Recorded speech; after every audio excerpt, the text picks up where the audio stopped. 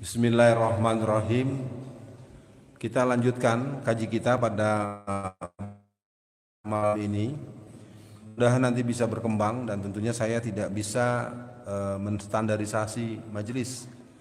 Agaknya perlu dirancang ulang karena kondisi gerakan PKI ini sudah terlalu parah. Sudah 13 angkatan dari gerakan partai-partai yang ada untuk berlatih ke Beijing sejak tahun 2004 sampai 2014. Jadi jangan heran kalau ada orang yang berani mengatakan bahwa situs Islam itu lebih berbahaya dari situs porno. Ya, itu pernah ditulis oleh orang yang bernama Eva Kusuma Sundari. Tapi dia tidak pernah ngaku, ujung-ujungnya ngancem lagi orang mau ditangkap. Memang orang PKI itu begitu, dia sendiri bicara semaunya, giliran pembicaraan dia dipersoalkan orang yang mempersoalkan dipersoalkan lagi sama dia. Itu gaya-gaya mereka. Jadi para jamaah sekalian, tentu saya pada malam ini akan menuntaskan ketujuh kriteria itu sambil saya mengingatkan tadi ada sedikit pemberitahuan dari Buya Ibnu Akil, Buya Akil, agar kita bisa memberikan infak terbaiknya untuk rumah mu'alaf. Ya, saya kurang hafal namanya. Mungkin kalau sudah ada perangkatnya bisa dilakukan, apakah berupa keranjang atau berupa kotak amal atau berupa apa. Saya pikir bisa sambil jalan sehingga jamaah bisa memahami memang apa yang ditempuh oleh beliau, bagian daripada gerakan kita melakukan penataan umat. Pada malam ini kita akan coba buka pembahasan ini lebih sampai tuntas. Tadi baru 3. Yang ketiga kita sampai kepada formula menghina baik lisan, tulisan maupun kebijakan terhadap ajaran Allah, bahkan melarang dan menyerang secara teror, psikologis, bahkan secara fisik. Seminggu yang lalu sebuah masjid di Agape di Sulawesi Utara diserbu oleh kawanan pemuda gereja. Yang perlu diketahui bahwa yang menggerakkan itu perempuan. Yang menggerakkan itu perempuan. Ini agar jadi perhatian bahwa di gerakan komunis di Indonesia ini yang perempuan paling pucuk bernama Karmel Budiarjo. Karmel Budiarjo itu usianya 96 atau 94 tahun, jadi sekitar 95-96 tahun lah. Usianya 90-an tahun lebih.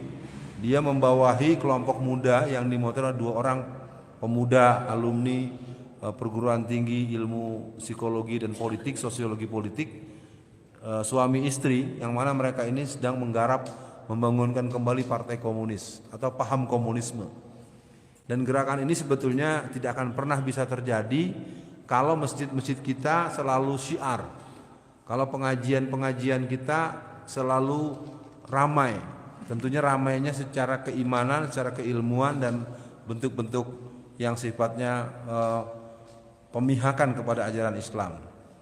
Kita coba tegaskan poin ketiga, menghina baik lisan, tulisan maupun kebijakan terhadap ajaran agama, bahkan melarang dan menyerang secara teror psikologis maupun teror fisik.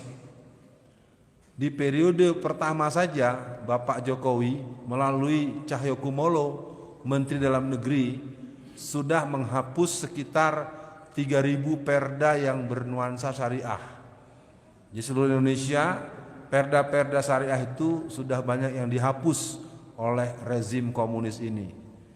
Tapi ambo tidak merasakan ada pembelaan. Jarang ambo mendangan dan menyoal. Nah, ini juga persoalan buat kita, supaya kita juga memahami. Di kalangan para ulama dan tokoh-tokoh Islam juga ada yang menganggap tidak perlu menggunakan formula kebijakan-kebijakan yang dianggap tidak Islam ini. Kalau ambo ingin mengatakan, kalau alun bisa nan ideal, nan ada di tangan tuh jangan dilapeh. Nah, kalau sampai nanti keluar kebijakan yang pakai jenggot ditangkap, Anda tidak bisa bicara lagi, nanti ada perdanya, ya kan? Apalagi nanti kemarin saja ada celana cingkrang sama cadar saja, ya. Akhirnya mereka sendiri kalang kabut karena selama ini mereka banyak juga yang menjadi intelijen polisi, ya. Bagaimana Pak? Kami selama ini sudah bekerja sama dengan kepolisian. Kenapa istri kami yang bercadar dan istri kami dan laki-lakinya yang bercelana cingkrang itu kok dilarang? Saya menyatakan apa yang saya tahu. Jadi gerakan-gerakan yang ada memang penuh variasi. Kita sampai ke poin keempat.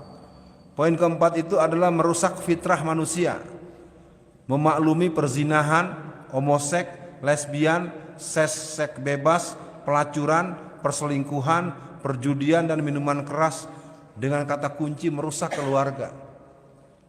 Sebulan lalu kita mendengar kasus Reinhard. Reinhard ini seorang pemuda Kristen, Reinhard Sinaga, mengambil S3 di Inggris. Dia sudah melakukan tindakan yang tidak senonoh dengan melakukan itu kepada sesama laki-laki sebanyak 194 orang. Yang perlu jamaah tahu, perbuatan Reinhard itu mendapatkan restu dari pemerintah kita. Karena pemerintah kita telah mengesahkan undang-undang yang membolehkan laki-laki menikah dengan laki-laki. Jadi kalau yang belum tahu biar tahu ya, itulah karena kita menganggap remeh produk undang-undang yang berlaku. Itulah yang membuat salah satu abang kita, Bang Patrialis Akbar, masuk penjara. Jadi ambo melihat beliau di rumah sakit jantung Harapan Kita di Jakarta Pusat atau Jakarta Barat. Bertanya, dah, kenapa udah masuk penjara? Rupanya dia bukan soal korupsi yang sebenarnya, karena beliau melakukan dua hal. Yang pertama, beliau menolak agar jangan sampai LGBT itu disahkan. Rupanya jaringan LGBT dari hulu ke hilir kuat. Yang kedua, beliau dengan tegas menyatakan bahwa Ahok itu harus dipenjara. Nah sayangnya masyarakat tahunya hanya lewat televisi. Dibilanglah Bang Patrialis Akbar, dibilanglah siapa lagi itu DPD dari Sumbar tuh, Pak Irman Gusman. Pak Irman Gusman terlepas apapun beliau termasuk orang yang sudah kayo gadang. Bukan orang baru kaya, sudah kaya, dan kasusnya kasus kecil-kecil. Ya, kita tidak membela yang salah. Tapi kalau kasusnya cuma 4 juta ya, Pak Patrialis Akbar itu kasus 4 juta. Coba kasus 4 juta bisa dipermalukan, namanya rusak, keluarganya rusak. Ya, saya terkejut juga cuma 4 juta. Ustadz, 4 juta itu kan piti, nah iya, tapi kan nanti 13 sekian triliun mah. Ya. Siapa tuh yang Masiku ya, apa nama depannya? Harun Masiku, sampai ratus ribu polisi se-Indonesia ndak dapet tuh menangkap Harun Masiku. Kamatus polisi itu. Ya. Ini bukan menghujat. Jadi kalau ada polisi yang duduk, lo mikir pakai pala lo, pikir pakai otak lo. Ya, Harun Masiku ndak dapet di mana? Sudah keluar negeri. Mengicuahlah si Yasona berbohong. Masa berbohong oleh bagian imigrasi. Harun Masiku telah kembali bulan Januari. Ya kan? Ini kan lucu kan bagaimana? Ya, yang dipecat orang lain lagi, Roni Sompi. Memang negeri kita lah kacau-kacau sebenarnya. Oke? Sekarang kita jelaskan dulu. Merusak keluarga. Jadi saya himbau buat semua para jamaah, Allah menginginkan dalam Al-Quran, ya ayyuhallazina amanu ku anfusakum wa ahlikum nar. Mari kita sama-sama sadari betul menjaga rumah tangga ini pekerjaan ringan. Kita sekarang banyak berbuat mengurus keluarga seperti mengurus sesuatu yang bercermin pada bintang film. Padahal Islam mengajarkan permudah nikah, persulit talak. Iko baru nikah 2 bulan lah, ndak lanteangan dong mak, cerai dulu mah. Ya, ambo tuh banyak basuh kawan-kawan, adik-adik kemenakan baru berapa bulan berumah tangga, baru menikah sebentar lah ingin pecah. Karena bercerminnya dengan bintang film. Ya, ada bintang film pacarannya sampai 8 tahun, baru nikah 3 bulan cerai. Itu nanti dicontoh oleh kebanyakan masyarakat sekarang. Jadi kalau lagi ada kita yang begitu, itu berarti sudah mulai masuk pandangan-pandangan yang jauh dari Allah. Yang kelima, melakukan aksi sepihak, baik dalam sikap pribadi maupun sikap melarang berpenampilan Islami. Wah, ini kena nih. Dan mengamalkan ajaran Islam secara kafah. Aksi sepihak apa misalnya? Libur nasional 1 Juni. 1 Juni itu libur apa? Mari kita bahas sejarah sedikit. Negara kita merdeka 17 Agustus. Setelah 17 Agustus itu, 18 Agustus dinyatakan sebagai Hari Pancasila Nasional. Mari kita buku-buku sejarah. Kalau 1 Juni itu Pancasilanya Soekarno. 1 Juni. Iya, 1 Juni itu Pancasilanya Soekarno. 22 Juni itu Pancasilanya umat Islam. Kalau canda orang memasak, aiko masih adonan. Makanya waktu di pengadilan, ambo tanyakan ke si Hasto Kristianto. Hei Hasto, libur 1 Juni itu katanya Hari Pancasila. Saya tanya pada Anda, itu Hari Pancasilanya Indonesia atau Hari Pancasilanya PDI Perjuangan? Nggak bisa jawab. Jadi kini kok negara kok dibuat semau-maunya. Sama dengan libur 1 Mei. 1 Mei libur apa? Dari mana itu? 1 Mei itu libur, itu adalah libur hari buruh melaksanakan hasil Kongres Komunis Internasional di Prancis tahun 1916. Jadi negara kita ini sering mengamalkan yang pernah dijadikan agenda kelompok komunis tanpa sadar.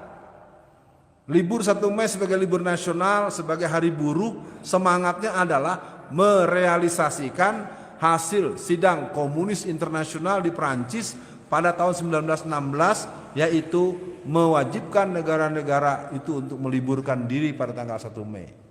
1 Juni itu adalah pengumuman bahwa kita berpancasila, sila ketuhanan itu ada di nomor 5. Iya dong? Coba buka Pancasila yang tahun 1 Juni tahun 45. Iya, makanya ini aneh, negeri ini berjalan tanpa ada yang menyoal, karena setiap yang menyoal akan dituduh anti Pancasila. Sekarang ketua Badan Penyangga Pancasila adalah orang yang membolehkan berzina dengan anak sendiri. Ya, yang Dr. Wahyudin itu. Sekarang kan jadi ketua BPIP. Wah, ya, hebat kan? Orang yang rusak, yang disertasinya itu ngawur itu, yang boleh berzina dulu, boleh kalau pacaran boleh dipakai dulu segala macam itu. Sekarang dia jadi ketua Badan Penjaga Pengawal Pancasila. Nah, ini sedang terjadi dan tidak ada yang dikarang-karang oleh Ustadz Alfian Tanjung. Memang sedang terjadi. Kalau ini dibiarkan terus tanpa ada regulasi perlawanan, tanpa ada kesadaran kolektif kita secara nasional, kita memang akan melihat bahwa negeri ini akan mengalami kerusakan secara, ya Allah yang maha tahu, kalau buat saya mengingatkan saja. Yang keenam, orang yang berpaham komunisme PKI itu membenci ajaran Islam. Contoh yang nyata adalah para pembenci khilafah. Mau dibaca bagaimana? Wa iz qala rabbuka lil malaikati inni ja'ilun fil ardi khalifah. Kan gitu. Dalam konsep seorang muslim itu ada fungsi kekhilafahan, ada fungsi keabdullahan. Semua orang tahu bagaimana Islam itu sampai dan besar, Quran ini sampai terbit itu bukan zaman Rasulullah. Secara kreativitas dimulai pada zaman Khalifah Abu Bakar Siddiq dalam bentuk ide awal. Lalu gagasan Umar dan muncul secara menyebar di saat Utsman, makanya dikenal dengan Mushaf Utsmani. Jadi artinya para jamaah sekalian, kalau ada orang muslim membenci khilafah, berarti ada yang bermasalah di otaknya itu. Iya. Paling tidak dia punya persoalan dengan akidahnya. Berarti dia menolak Allah sebagaimana pernyataan MH Ainun Najib. Siapa yang menolak khilafah berarti dia menolak Allah. Maka di situ masuk pada posisi bahwa dia bermasalah dengan syahadatnya, dia bermasalah dengan prinsip-prinsip Islam. Jadi secara tegas, orang yang memenuhi kriteria penganut paham komunisme PKI, membenci ajaran Islam secara nyata, berarti membenci kehendak Allah dan Rasulnya, menolak rekam jejak Rasulullah dan para sahabat yang membersamai Islam. Ya, jadi siapapun sampai membakar bendera, sampai menuding-nuding, setiap ada orang dituduh pendukung khilafah, itu jelas adalah terminologi yang dibuat oleh orang-orang komunis. Sayangnya mereka tidak pernah berani berdebat terbuka dengan orang-orang yang seperti yang kita pahami ini.